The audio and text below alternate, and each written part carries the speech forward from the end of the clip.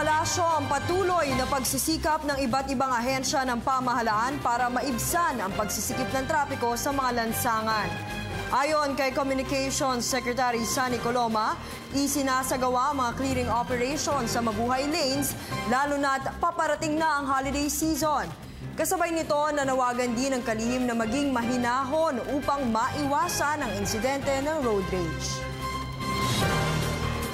Ang panawagan natin para sa konting hinahon, dagdag na pasensya at yung patuloy rin na visibility ng ating mga law enforcement agencies para magkaroon naman po ng deterrence. Hindi naman po natin mapapabayaan na magkaroon ng ganyang insidente ng road rage. No?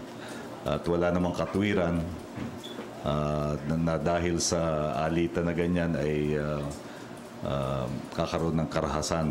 Kaya ginagawa pa rin, patuloy pa rin ang pagsisikap ng iba't ibang ahensya na maibsan yung traffic congestion sa ating mga lansangan.